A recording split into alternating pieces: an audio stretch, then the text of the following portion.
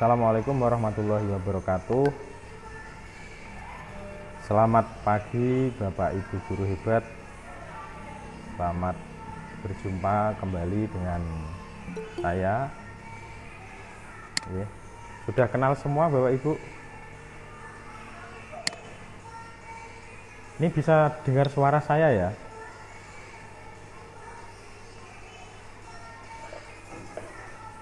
Kalau bisa dengar suara saya, bisa chat di kolom chat ya Bapak Ibu ya.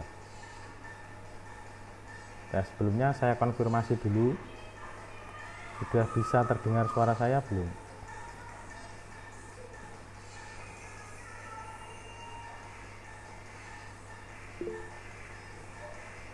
Ya, terima kasih. Pagi hari ini, perkenalkan, sebelumnya saya akan memperkenalkan diri. Nama saya Ahmad Agus Alim, calon guru penggerak Kabupaten Rembang, instansi di SD Negeri 1 Logede, Kecamatan Sumber. Pada kegiatan hari ini, pada pagi ini saya akan melaksanakan seminar budaya positif di sekolah kepada sahabat-sahabat, rekan-rekan sejawat, Bapak Ibu guru hebat semuanya. Semoga bisa bermanfaat untuk kita, terutama para pendidik dan rekan-rekan sejawat. Nanti kegiatan ini bisa istilahnya apa? Sharing ya. Nanti ada masukan-masukan atau saran, pertanyaan, nanti bisa kita laksanakan pada kegiatan kali ini. Terima kasih Bapak Ibu. Sebelumnya pertama-tama marilah kita panjatkan puji syukur kehadirat Allah Subhanahu wa taala yang telah memberikan kesehatan, kesempatan kepada kita sehingga bisa berkumpul dalam webinar walaupun melalui dunia maya, tapi tetap semangat dalam mendidik para siswa. Kedua kalinya shalawat ma'asalam biqauli Allahumma sholli ala sayyidina Muhammad. Mari senantiasa kita sanjungkan kehadirat Nabi Agung Muhammad sallallahu alaihi wasallam. Semoga kelak di yaumil qiyamah kita bisa mendapatkan syafaatnya. Amin amin ya rabbal alamin. Bapak Ibu guru hebat yang saya banggakan, tentunya di sekolah Bapak Ibu guru sudah menerapkan budaya positif. Banyak sekali. Salah satu contohnya adalah kedisiplinan. Setiap hari Senin juga melakukan rutinitas seperti upacara bendera. Kegiatan-kegiatan yang lain seperti Jumat bersih atau Sabtu sehat itu sudah Bapak Ibu lakukan di sekolah Bapak Ibu semua. Jadi nanti kegiatan kali ini akan mengulas terkait budaya positif di sekolah sebagai bentuk tindakan aksi nyata saya selama mengikuti pembelajaran guru penggerak, yang pada kali ini saya akan melakukan aksi nyata untuk seminar budaya positif di sekolah. Bapak Ibu guru hebat yang saya banggakan, kegiatan seminar pada pagi hari ini berkaitan terkait budaya-budaya positif di sekolah tentunya, dan harapan ke depan semoga kegiatan seperti ini bisa terus dilaksanakan. Kegiatan-kegiatan yang positif, yang sudah baik di sekolah dipertahankan. Tentunya bisa menambah kegiatan positif-positif, budaya positif di sekolah bisa ditambah, bisa ditingkatkan kembali. Oke Bapak Ibu, sebelum kita berlanjut ke materi selanjutnya, kita akan membahas sedikit terkait filosofi pendidikan KHD Ki Hajar Dewantara sebagai landasan kurikulum merdeka. Bahwa pastinya Bapak Ibu sudah tahu, mengenal apa itu kurikulum merdeka, walaupun baru mungkin terbilang baru bagi kita sebagai pendidik, tapi lewat PMM dan lewat pelatihan-pelatihan yang lain Bapak Ibu sudah sedikit mengenal terkait kurikulum Merdeka. Menurut filosofi KHD, ya, pendidikan itu menumbuhkan budi pekerti. Jadi pendidikan bagi murid itu bisa menumbuhkan budi pekerti murid. Jadi kita mendidik murid, mendidik siswa untuk menumbuhkan budi pekerti yang murid. Selanjutnya filosofi pendidikan KHD yaitu berhamba pada anak. Bahwa pembelajaran sesuai filosofi KHD adalah menghamba pada anak. Bahwa kita memberikan pembelajaran kepada anak. Terkait pembelajaran itu kita tidak bisa melepaskan kodrat anak. Salah satunya kodrat anak adalah murid itu pada fase bermain, ya, bermain. Kodrat anak bermain. Jadi kita tidak bisa memungkiri bahwa pada pendidikan anak, bahwa anak-anak masih suka untuk bermain.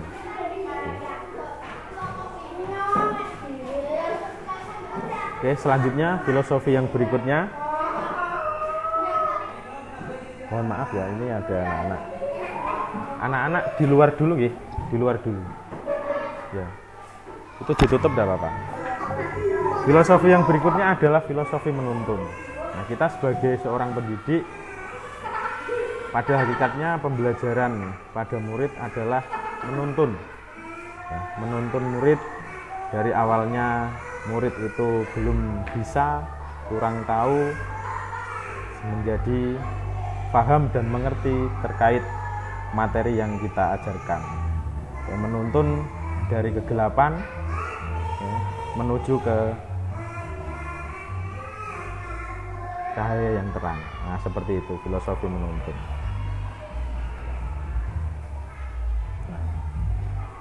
Selanjutnya pendidikan, hakikat pendidikan menurut Ki Hajar Dewantara. Ki Hajar Dewantara membedakan pengajaran dan pendidikan, bahwa beliau membedakan antara pengajaran dan pendidikan. Nah, pengajaran atau mengajar adalah bagian dari pendidikan. Jadi ruang lingkupnya mengajar itu lebih sempit, ya. Jadi lebih luas pendidikan. Pengajaran merupakan proses pendidikan dalam memberikan ilmu atau berfaedah untuk kecakapan hidup anak secara lahir dan batin. Jadi pengajaran itu merupakan proses pendidikan dalam memberikan ilmu, memberikan pengetahuan untuk anak. Dalam hal ini untuk kecakapan hidup anak secara lahir dan batin. Nah, sedangkan pendidikan itu lebih luas, yaitu memberi tuntunan terhadap segala kekuatan kodrat anak. Baik tadi kodrat anak ya, bermain ya, atau yang lainnya yang dimiliki anak agar ia mampu mencapai keselamatan dan kebahagiaan yang setinggi-tingginya, baik sebagai seorang manusia maupun sebagai anggota masyarakat. Nah, pendidikan dan pengajaran merupakan usaha persiapan untuk segala kepentingan hidup manusia, baik dalam hidup bermasyarakat maupun hidup berbudaya dalam arti yang seluas-luasnya.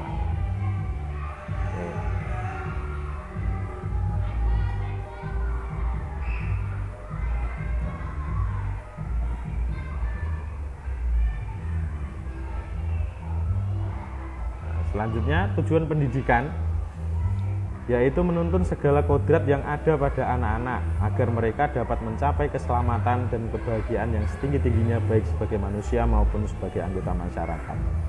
Oleh sebab itu, Bapak Ibu, pendidik itu hanya dapat menuntun tumbuh atau hidupnya kekuatan kodrat yang ada pada anak agar dapat memperbaiki lakunya, bukan dasarnya.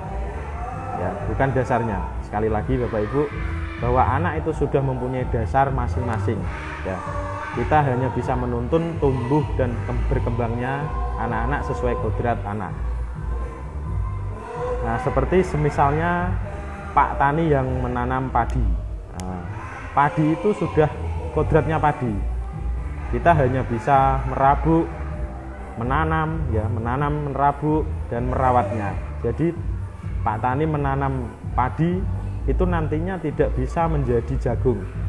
karena kodratnya sudah berbeda. Seperti kodrat anak tadi yang sebagai padi, bahwa dasarnya itu sudah seperti padi, jadi tidak bisa menjadi jagung atau tidak bisa menjadi tumbuhan yang lainnya.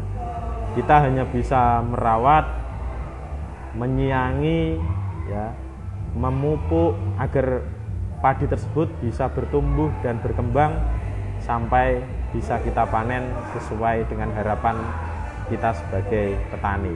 Itu seperti para pendidik, ya. Jadi anak-anak itu sudah mempunyai dasar atau kodrat anak yang berbeda-beda tentunya. Jadi kita sebagai pendidik hanya bisa menuntun tumbuh atau hidupnya sesuai dengan kodrat yang ada pada anak.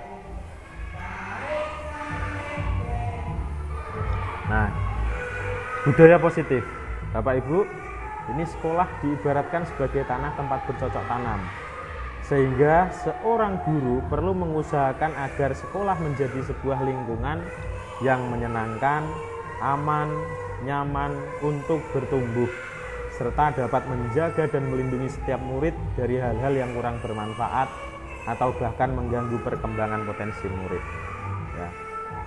Jadi tadi kita penggambarannya seperti Pak Tani tadi yang menanam padi, bahwa sekolah itu diibaratkan sebagai media bercocok tanamnya. Nah, jadi tanaman padi ditanam di sawah, seperti murid juga media untuk pembelajarannya, ya, medianya diibaratkan sebagai sawah, kalau murid nanti di sekolah, ya. Sehingga di sekolah ini diharapkan mempunyai lingkungan yang menyenangkan, aman, nyaman untuk bertumbuh, serta dapat menjaga dan melindungi setiap murid dari hal-hal yang kurang bermanfaat atau bahkan mengganggu perkembangan murid. Nah, dengan demikian, salah satu tanggung jawab seorang guru adalah bagaimana menciptakan suatu lingkungan positif yang terdiri dari warga sekolah yang saling mendukung, saling belajar, saling bekerja sama, sehingga tercipta kebiasaan-kebiasaan baik. Dari kebiasaan-kebiasaan baik itulah akan tumbuh menjadi karakter-karakter baik warga sekolah. Dan pada akhirnya karakter-karakter dari kebiasaan-kebiasaan baik akan membentuk sebuah budaya positif. Nah, seperti itu Bapak Ibu. Jadi untuk mewujudkan budaya positif di sekolah itu tidak terlepas dari lingkungan yang positif, warga sekolah yang saling mendukung, ya. Semua warga sekolah tanpa terkecuali, baik itu guru, murid, komite atau yang lainnya, ya. Itu harus saling mendukung untuk menciptakan budaya positif yang ada di sekolah masing-masing. Jadi tanpa itu semua tidak akan terwujud budaya positif di sekolah. Seperti itu Bapak Ibu. Nah, selanjutnya, nah ini biasa terjadi di sekitar kita. Ini setuju atau tidak setuju Bapak Ibu? Coba, hukuman dapat mendisiplinkan anak. Pemberian hukuman dengan hal positif seperti membaca atau membersihkan halaman dapat meningkatkan disiplin anak. Terus, memberi penghargaan dapat meningkatkan motivasi belajar anak. Nah, menurut Bapak Ibu, setuju tidak kegiatan seperti ini? Bu Sri atau Bapak Ibu yang lain, kira-kira setuju tidak?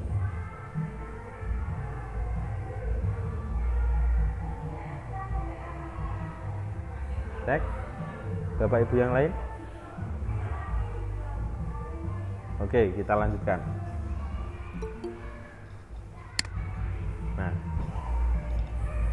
nanti kita akan bahas terkait itu. Selanjutnya kita bahas dulu terkait budaya positif. Nah, budaya positif itu semisal disiplin positif dan nilai-nilai kebajikan universal, motivasi, hukuman dan penghargaan, restitusi, keyakinan kelas, ada 5 posisi kontrol, kebutuhan dasar manusia dan dunia berkualitas, dan segitiga restitusi. Selamat bergabung Bapak Guru, ya, Pak Ipan ya. Terima kasih. Nah, ini 5 posisi kontrol. Nah, di sini ada penghukum, ada pembuat orang merasa bersalah, ya, ada sebagai teman, ya, ada sebagai monitor atau pemantau, dan yang terakhir sebagai manajer, ya. Nah, ini sebagai penghukum. Ini biasanya guru, bapak ibu guru yang lain itu kalau ada siswa atau muridnya yang melakukan kesalahan, nah itu sering diberi hukuman. Nah, seperti contohnya, patuhi aturan saya atau awas nanti kalau nilainya tidak saya berikan nilai yang terbaik. Nah, kamu selalu salah, seperti itu. Itu 5 posisi kontrol pendidik sebagai penghukum. Nah, selanjutnya membuat orang merasa bersalah. Ini contohnya, ibu sangat kecewa sekali dengan kamu. Nah, ini berdampak bagi murid bahwa nanti ada penyesalan pada diri murid. Ini juga kurang baik untuk kita terapkan pada murid-murid. Selanjutnya pada posisi kontrol sebagai teman. Nah, ini contohnya, ayo bantulah demi Bapak. Kita berkata kepada murid-murid, kita memposisikan diri sebagai teman, ya. Nah, seperti itu. Ini mungkin bisa kita terapkan, tapi nanti ada yang lebih baik lagi sebagai posisi kontrol kita sebagai pendidik.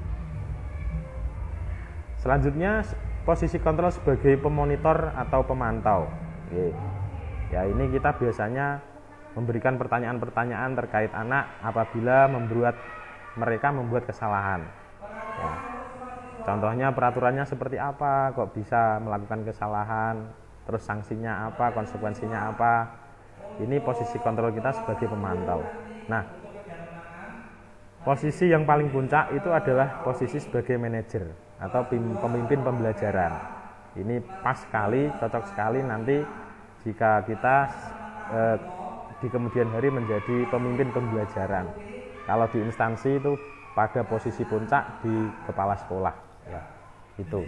Jadi pada posisi manajer ini, ya, kita bisa memberikan pencerahan terhadap murid apabila melakukan kesalahan. Jadi tidak ada rasa bersalah ketika kita menjelaskan kepada murid, ya, kalau mereka berbuat kesalahan. Kita cari penyebabnya, kita bantu mencarikan solusinya. Jadi posisi kontrol pada manajer, ya, pada posisi manajer ini sangat baik untuk kita terapkan, yaitu pada posisi manajer. Oke. Nah, kita lanjutkan Bapak Ibu. Konsep disiplin dengan identitas kurang efektif. Ini ada hukuman tadi yang saya sampaikan, terus penghargaan. Kenapa ini kurang efektif Bapak Ibu? Hukuman, ya. Bahwasanya kita selama ini mungkin, ya, kalau anak didik kita, murid kita ada yang membuat kesalahan, kita hukum untuk mengerjakan atau menulis kata-kata sampai berapa halaman, atau kita memberikan hukuman membersihkan kelas atau apa, itu kurang efektif sebetulnya, ya. Terus ada juga penghargaan. Nah, kenapa penghargaan ini kurang efektif? Karena penghargaan itu bisa menimbulkan rasa kecemburuan di antara murid, ya. Contoh, yang bisa mendapatkan nilai 100 kita berikan hadiah, permen atau apa.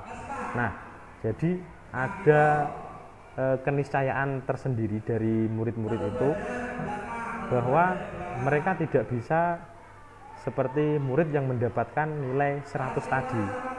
Jadi akan berdampak negatif juga buat perkembangan murid ke depannya. Nah, ini. Nah, bagaimana konsep disiplin dengan identitas efektif? Ini ada konsekuensi dan restitusi. Nah, konsekuensi dan restitusi seperti apa nanti akan kita pelajari di slide selanjutnya. Nah, ini hukuman ataukah konsekuensi. Ada siswa disuruh lari memutari lapangan karena terlambat masuk sekolah. Nah, ini menurut Bapak Ibu kira-kira masuk hukuman atau konsekuensi? Ya. Nanti bisa dicermati sendiri. Selanjutnya, siswa bertelanjang kaki sepanjang hari karena salah warna sepatu. Yang ketiga, siswa menyalin tugas hingga 5 kali karena tidak mengerjakan PR. Yang selanjutnya, siswa meminta tanda tangan guru karena sering terlambat masuk sekolah. Dan terakhir, siswa membayar denda kepada bendahara kelas karena tidak tiket kelas. Nah, ini merupakan hukuman atau konsekuensi. Nah, pasti Bapak Ibu tahu lah ya. Jadi ini yang mungkin sering dilaksanakan. Nah, disiplin positif ini sangat kompleks sekali untuk mempelajari disiplin positif ini. Ada teori kontrol, teori pilihan Dr. William Glasser yang menyatakan semua perilaku itu memiliki tujuan. Ya, model berpikir, kolaborasi dan konsensus menciptakan pilihan-pilihan. Ada 5 posisi kontrol tadi sebagai penghukum, pembuat rasa bersalah, teman, pemantau, dan posisi puncaknya pada posisi manajer, yaitu posisi seperti kalau di sekolah SD itu kepala sekolah. Nah, seperti itu posisi yang paling baik untuk menciptakan budaya positif yang ada di sekolah, bahwa nantinya kalau sudah pada pemimpin pembelajaran kita bisa menggerakkan, karena guru penggerak ini yaitu bergerak, tergerak, dan menggerakkan. Nah, pada posisi manajer inilah nantinya akan maksimal efektif untuk menggerakkan para guru-guru semua, dan tujuannya adalah untuk membuat budaya positif di sekolah. Nah, ini Bapak Ibu, apa sih disiplin itu? Apakah seperti gambar ini berbaris rapi, atau ya bagaimana disiplin itu? Nah, disiplin seringkali dikaitkan dengan sikap kontrol, betul Bapak Ibu ya? Nah, selanjutnya kita bahas terkait restitusi. Nah, tadi ada konsekuensi dan restitusi. Untuk restitusi ini adalah proses menciptakan kondisi bagi murid untuk memperbaiki kesalahan mereka, sehingga mereka bisa kembali pada kelompok mereka dengan karakter yang lebih kuat. Jadi ini baik sekali. Jadi kita tidak melakukan hukuman atau memberikan hukuman untuk membuat murid bisa lebih baik lagi, tapi kegiatan restitusi ini perlu untuk kita terapkan pada murid-murid kita. Ya. Restitusi juga merupakan proses kolaboratif yang mengajarkan murid untuk mencari solusi untuk masalah mereka dan membantu murid berpikir tentang orang seperti apa yang mereka ingin menjadi tujuan mulia dan bagaimana mereka harus memperlakukan orang lain. Nah, jadi proses restitusi ini merupakan proses kolaboratif, ya. Bukan hanya dilakukan oleh murid saja, tapi bisa dengan murid yang lain atau guru, ya, atau orang-orang yang lain, ya, dengan tujuan menjadi tujuan mulia dan bagaimana mereka harus memperlakukan orang lain, menghormati orang lain, ya, seperti itu. Nah, ini ada segitiga restitusi. Yang pertama, tentunya punya alasan mengapa melakukan itu.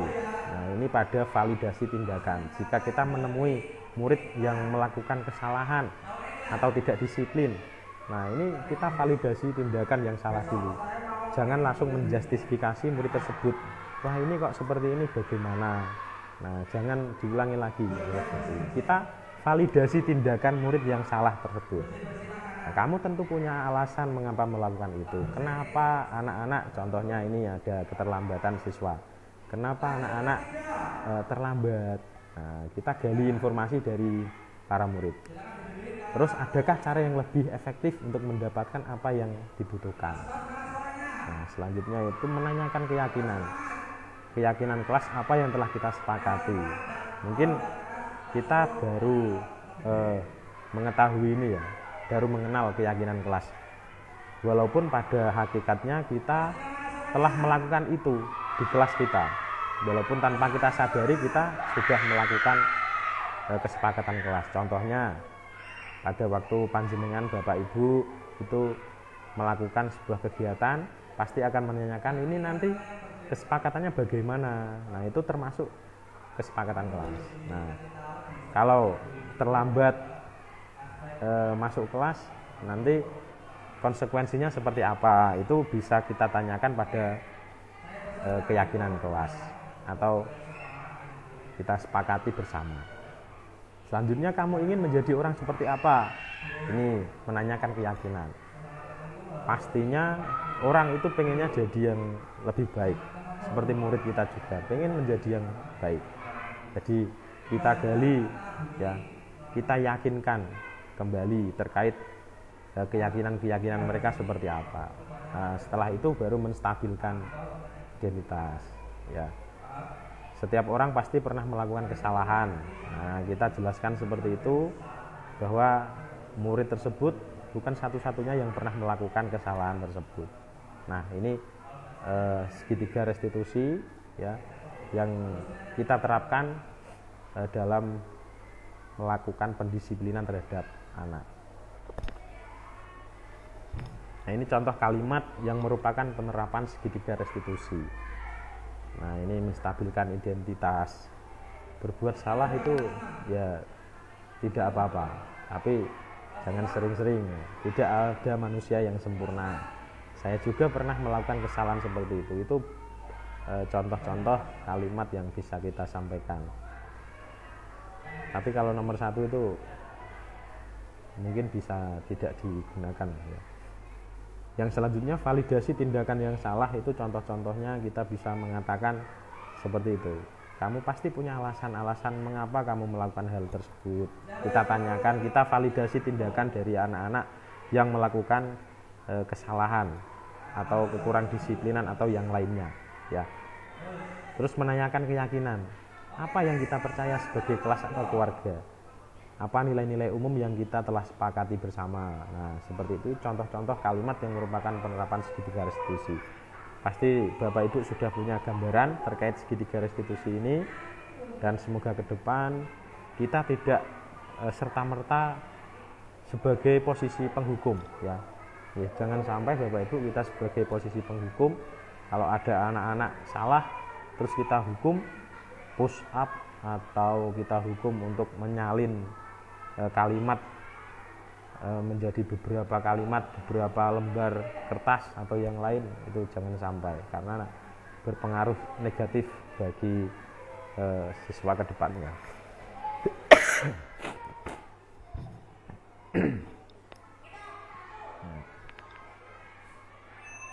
Realisasi nilai guru penggerak.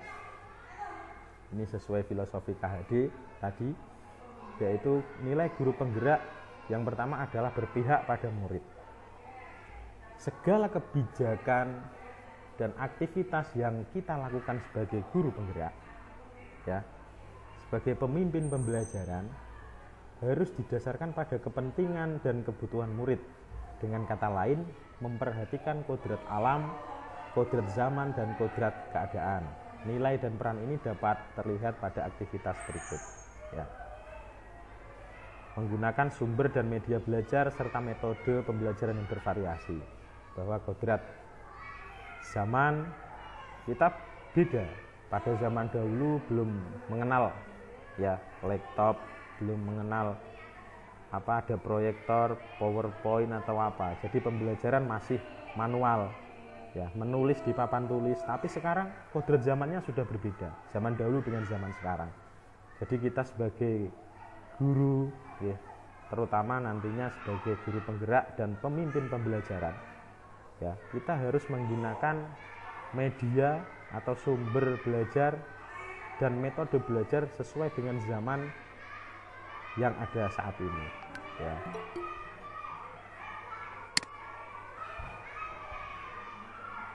Nah, Jadi selalu memberikan kebebasan dalam penyajian laporan atau tagihan tugas siswa. Ya, kita sedikit demi sedikit lah. Kita berikan kebebasan bahwa anak ingin seperti apa pada waktu pelajaran ini, ya. Tapi tetap sebagai seorang guru kita ada rambu-rambu, ya, aturan-aturannya. Ya, tidak terus serta-merta kita memberikan floor kebebasan terhadap anak, tidak. Kita memberikan kebebasan anak ingin seperti apa dalam pembelajaran, ya. Menjadi pembimbing kegiatan ekstrakurikuler untuk mengembangkan minat dan bakat siswa, selalu memberikan kesempatan kepada siswa untuk menyampaikan pendapatnya. Nah, kita juga mungkin ya sudah melakukan kegiatan ini. Kita selalu memberikan kesempatan kepada siswa untuk menyampaikan pendapat-pendapatnya saat pembelajaran berlangsung atau pada saat-saat kegiatan yang lainnya. Nah, seperti itu Bapak Ibu. Nilai guru penggerak yang selanjutnya adalah mandiri. Nah, sebagai guru penggerak harus lebih dulu memiliki nilai mandiri sebelum menggerakkan subjek lain. Ya, kemandirian ini seperti halnya kita menguasai kompetensi-kompetensi seperti kompetensi yang dimiliki oleh guru. Nah, kita bisa membuat presentasi untuk materi, atau kita bisa menguasai materi kita untuk pembelajaran pada murid. Nah, berbekal sebagai pribadi yang mandiri akan mempermudah terlaksananya peran guru penggerak ke depan. Mandiri itu dapat dimunculkan melalui kegiatan seperti kegiatan seminar, ya seperti ini, dilakukan dengan mandiri, sharing antar guru dan teman sejawat, workshop by daring, webinar seperti ini maupun luring, atau di KKG, ya, atau di kegiatan yang lainnya. Itu bisa sharing bagi guru-guru bahwa kita tidak menggurui, tidak merasa lebih pintar atau lebih pandai, tapi yang paling baik adalah kita bisa berbagi. Karena berbagi itu indah Bapak Ibu guru, ya. Berbagi itu indah, berbagi pengalaman, berbagi kegiatan, ya, berbagi pengetahuan. Nah, seperti itu. Seperti seminar pada pagi hari ini, ya, saya berbagi terkait materi yang sudah saya dapatkan pada pendidikan guru penggerak, dan harapan nantinya ke depan Bapak Ibu guru semua ini bisa mengikuti pendidikan guru penggerak yang selanjutnya. Ya, semangat Bapak Ibu. Semoga dengan guru-guru penggerak yang akan datang bisa menciptakan, ya, pendidikan yang lebih baik lagi di Indonesia ini, ya. Mengikuti kegiatan lomba guru. Nah, ini, ya, kemandirian kita, ikuti lomba seperti lomba guru berprestasi, ya, atau lomba-lomba yang lainnya. Menyusun modul ajar. Nah, nantinya di kurikulum Merdeka itu pasti kita dituntut untuk bisa membuat atau menyusun modul ajar. Nah, jadi kemandirian seperti ini itu diperlukan sebagai guru, ya, sebagai seorang guru, terutama nanti guru penggerak. Itu harus bisa menyusun modul ajar secara mandiri, walaupun juga berkolaborasi dengan teman sejawat atau guru yang lain. Seperti itu Bapak Ibu. Nah, selanjutnya adalah nilai reflektif. Sebagai guru yang telah mengajar selama lebih kurang 5 tahun, tentunya telah mengalami banyak hal, ya. Pengalaman-pengalaman tersebut dapat kita analisa untuk menemukan kelemahan dan kelebihan dari setiap keputusan yang telah diambil. Untuk selanjutnya dapat kita susun rencana tindak lanjutnya. Mungkin kita sebagai seorang guru itu sering melupakan rencana tindak lanjut. Kita memberikan pembelajaran kepada murid, ya. Kita sudah mengevaluasi, tapi kebanyakan kita tidak ada rencana tindak lanjut ke depan. Ya, mungkin ada beberapa yang evaluasi tidak dilakukan. Bahwa kegiatan itu penting Bapak Ibu. Kita mengevaluasi pembelajaran kita selama ini apakah sudah efektif ataukah belum. Nah, itu kita bisa ketahui dengan melakukan evaluasi, ya, dan refleksi diri. Kita refleksikan diri kita. Apakah ada metode yang kurang atau metode yang tidak sesuai, sehingga anak didik kita itu merasa jenuh, merasa bosan dalam pembelajaran kita. Itu bisa kita refleksikan. Nah, kalau sudah direfleksikan, nanti ada tindak lanjutnya. Oh, metode saya kurang variatif. Itu bisa kita cari solusinya dengan menggunakan metode-metode yang lebih bervariatif lagi tentunya. Nah, itu. Selanjutnya diharapkan akan menghasilkan perubahan yang lebih positif. Kegiatan yang menunjukkan nilai reflektif sebagai seorang guru dalam pemimpin pembelajaran adalah salah satunya ini, menyusun rubrik penilaian teman sejawat dan mengikuti kegiatan supervisi. Mengikuti kegiatan penilaian kinerja guru PKG memberikan kesempatan kepada murid untuk menulis pesan dan kesan terhadap proses belajar yang telah dijalani dan dimasukkan dalam amplop. Ini mungkin yang belum kita lakukan, tapi saya sudah mencoba beberapa kali umpan balik dari siswa. Alhamdulillah umpan balik dari siswa itu baik sekali, bagus lah. Kita biasakan, kita coba biasakan. Jadi kita tahu apa kekurangan kita dari orang lain. Nah, jadi tujuannya untuk lebih baik lagi ke depannya untuk pembelajaran kita agar bisa lebih maksimal. Oke. Nilai selanjutnya yaitu kolaboratif. Seorang guru penggerak harus mampu membangun kerjasama dengan berbagai pihak untuk menciptakan pembelajaran yang berkualitas. Nah, jadi kita sebagai guru, terutama guru penggerak, nantinya dituntut untuk bisa mampu berkolaborasi antara guru yang lain, sama guru, atau dengan orang-orang lainnya. Yaitu kerjasama tidak hanya terbatas antara guru penggerak dengan murid, namun juga dengan seluruh warga sekolah, bahkan dengan masyarakat. Kolaborasi itu dapat dimunculkan melalui kegiatan-kegiatan, semisal ada kegiatan dengan siswa, terus ada kegiatan penyelenggaraan PKBM, MGMP, KKG, atau yang lainnya. Nilai yang selanjutnya yang harus dimiliki oleh guru penggerak adalah inovatif.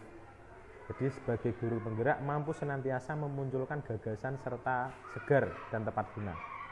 Kita bisa memunculkan suatu gagasan untuk pembelajaran kita agar bisa lebih baik, berinovasi. Dulu sebelum adanya IT, teknologi, kita masih menggunakan penyampaian secara manual, kita tulis di papan tulis. Berinovasi dengan membuat presentasi, modul ajar, ditampilkan di PPT, membuat video pembelajaran. Nah, itu inovasi-inovasi yang kita buat seperti itu untuk tujuan pembelajaran yang lebih baik. Perkembangan zaman diiringi dengan munculnya berbagai persoalan yang membutuhkan solusi-solusi yang cerdas. Inovasi dapat dilihat pada kegiatan-kegiatan, contohnya seperti ada grup WA atau membuat Google Classroom atau psikologi, atau membuat Google Form atau yang lainnya. Itu kita sebagai guru penggerak nantinya diharapkan mempunyai nilai yang inovatif. Selanjutnya memanfaatkan media sosial, ya. Nah, ini yang saat ini banyak sekali kita sebagai guru memanfaatkan YouTube untuk pembelajaran atau video pembelajaran atau yang lainnya. Oke, kita lanjutkan. Nilai dan peran guru penggerak dalam pelaksanaan proyek. Peran guru dalam P5, ya, nanti P5 ini ada di kurikulum Merdeka. Profil pelajar Pancasila ini ya, proyek profil pelajar Pancasila. Ini sebagai fasilitator, ya.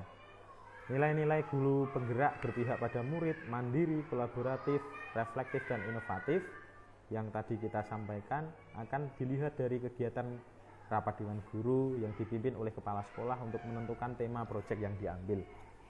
Jadi untuk menentukan P5 diawali dulu dengan kegiatan rapat dewan guru atau bersama dengan pemangku kepentingan terkait sekolah atau komite atau yang lainnya. Yes. Penyusunan panitia serta penyusunan rencana kegiatan. Kolaborasi antara seluruh warga sekolah dengan masyarakat sangat terlihat pada kegiatan persiapan. Nah, ini ada kegiatan di SD, ya. Inovasi juga sangat terlihat dari hasil karya siswa di bawah bimbingan guru, ya. Ini kegiatan ada market day juga menunjukkan bagaimana pendidikan dilaksanakan dengan mengedepankan nilai berpihak pada murid. Ini contoh-contoh kegiatan di sekolah.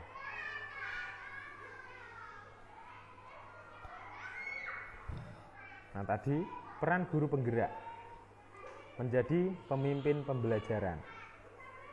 Menjadi pemimpin pelajaran, kita sebagai seorang guru nantinya akan dituntut bisa menjadi seorang pemimpin pembelajaran. Nah, tentunya kita juga di kelas sudah mampu untuk melakukan kegiatan tersebut. Kita memimpin pembelajaran murid di kelas. Nah, dan nantinya ke depan peran guru penggerak itu lebih luas lagi, ya. Bisa nanti menjadi kepala sekolah, ya, atau nanti bisa menjadi pengawas, itu bisa, ya. Jadi menjadi pemimpin pembelajaran. Peran guru penggerak yang kedua menjadi coach bagi guru lain. Nah, jadi peran guru penggerak itu bisa menjadi coach atau pembelajar, ya.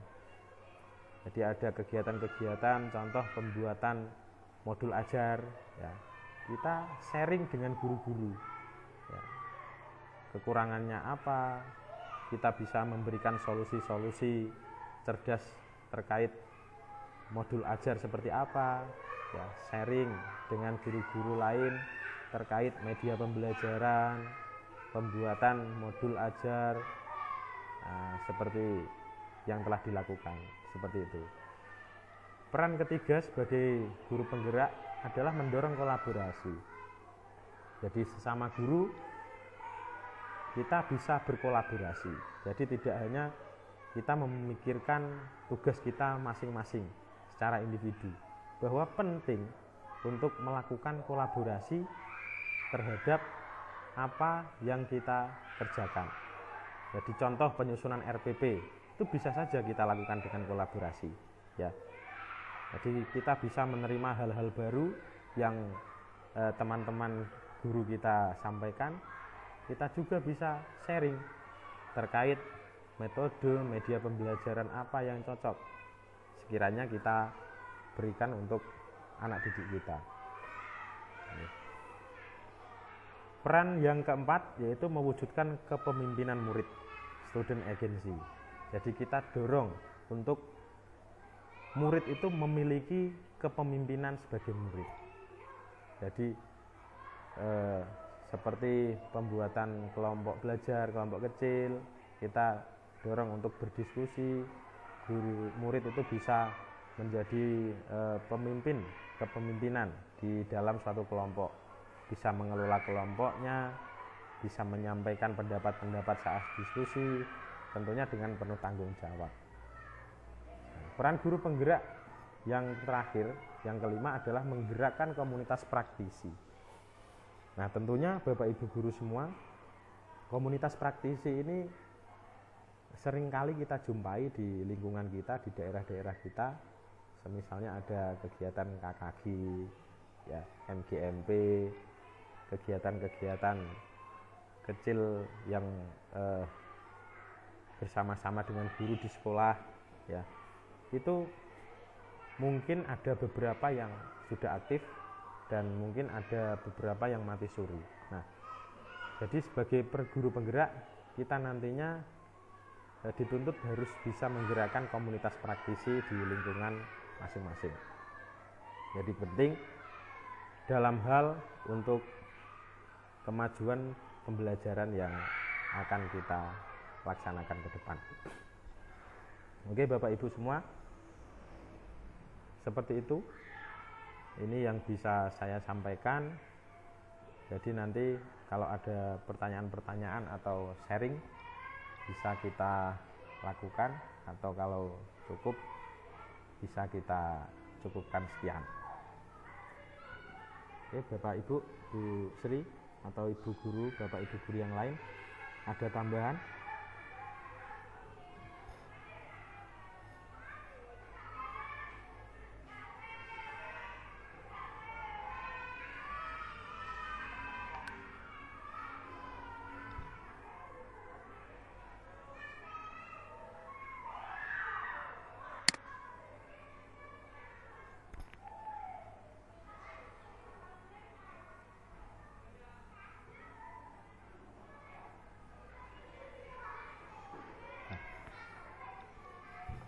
Oke, kalau tidak ada tambahan, Bapak Ibu, terima kasih sudah mengikuti kegiatan seminar webinar pada pagi hari ini melalui daring. Saya selaku calon guru penggerak atau pemateri pada pagi hari ini mengucapkan terima kasih yang sebanyak-banyaknya. Semoga bisa memberikan ilmu baru untuk kita semua, bahwa pendidikan berpusat pada murid, pendidikan yang menyenangkan, ya, itu penting untuk kita lakukan. Terutama kita belajar terkait filosofi Ki Hajar Dewantara. Ya. Nilai dan peran guru penggerak sangat diharapkan kita bisa memiliki itu semua. Jadi tentunya ke depan tetap semangat dalam melaksanakan pembelajaran di kelas masing-masing. Semoga bisa bermanfaat untuk kita semua. Salam guru penggerak. Bergerak, tergerak, dan menggerakkan. Dari saya, apabila ada kekurangan atau kesalahan, saya minta maaf yang sebesar-besarnya.